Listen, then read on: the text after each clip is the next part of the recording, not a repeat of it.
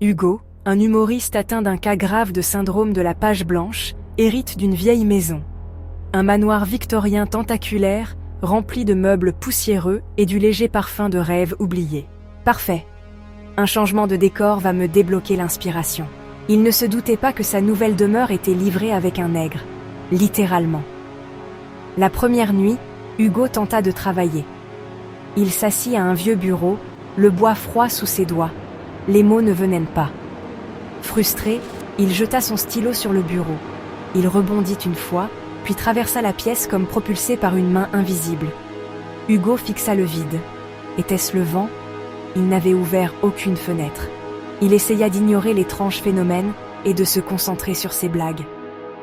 Elles lui semblaient toujours fades, sans intérêt. Poussant un soupir, il se leva et se dirigea vers la salle de bain, espérant qu'une longue douche lui éclaircisse les idées. En passant devant un miroir poussiéreux, un message apparut, griffonné dans ce qui ressemblait à de la condensation. « Fais un effort, même moi je pourrais écrire une meilleure blague. » Hugo frissonna. Il n'imaginait pas des choses, n'est-ce pas ? Un léger rire résonna dans le couloir. Ce n'était certainement pas son imagination. Il y avait quelqu'un, ou quelque chose, d'autre dans la maison. Le cœur battant, Hugo suivit le son du rire.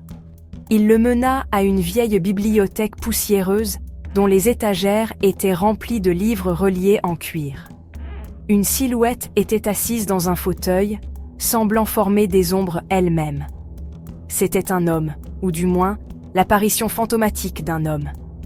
Il portait un fedora rabattu sur les yeux et un sourire sardonique jouait sur ses lèvres. « T'as mis le temps ?» Je commençais à croire que mes blagues étaient plus drôles que les tiennes. « Assieds-toi, comique. On va parler boulot. » La peur luttait contre la curiosité dans la poitrine d'Hugo. Il s'assit prudemment, les yeux rivés sur la silhouette fantomatique. « Qui êtes-vous, Victor ?» Et avant que tu demandes, oui, je suis mort. Mort depuis une éternité en fait. Mort dans cette maison même, un écrivain frustré avec un tiroir plein de manuscrits inédits. Et maintenant, je suis coincé ici, à hanter un humoriste avec un cas de panne d'inspiration pire que le mien.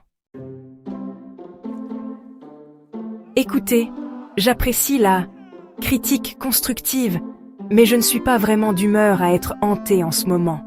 Il essaya d'avoir l'air courageux, mais les mots sortirent comme un croassement nerveux. Qui a parlé de hanter ? Je suis là pour aider. Je propose un marché. Un marché avec un fantôme ? Précisément. Tu vois, j'étais écrivain. Un écrivain brillant, si je puis me permettre. Mais hélas, mon génie n'a pas été reconnu de mon vivant. Toi, par contre, mon ami, tu as la chance de faire connaître mes mots au monde. Il marqua une pause pour un effet dramatique. Et qu'est-ce que j'y gagne ? Mon génie comique, à ton service. Je serai ta muse, ton nègre, ton consultant comique. En retour, tout ce que je demande, c'est que tu trouves mon manuscrit perdu et que tu le partages avec le monde. Et où se trouve exactement ce manuscrit ? Caché, dans le coin le plus profond et le plus sombre de cette maison. Le grenier, pour être précis, toile d'araignée, mouton de poussière de la taille de petit chien, tu connais la chanson. Hugo n'était pas ravi de s'aventurer dans l'inconnu poussiéreux, mais la promesse de nouveaux matériels était trop tentante pour y résister. Et puis, ça pouvait être si terrible. Il était humoriste, il pouvait gérer quelques toiles d'araignée et un fantôme sarcastique. D'accord, je trouverai votre manuscrit. Mais j'ai le sentiment que ça ne va pas être une simple chasse au trésor, n'est-ce pas ? Disons que j'ai ajouté quelques précautions. Rien de trop drastique, attention. Juste quelques petits désagréments si tu choisis de trahir notre accord. Il claqua des doigts et une plume apparut, flottant dans les airs. Maintenant, commençons, voulez-vous ? On a beaucoup de travail si on veut faire de toi la star du rire que tu étais destinée à être.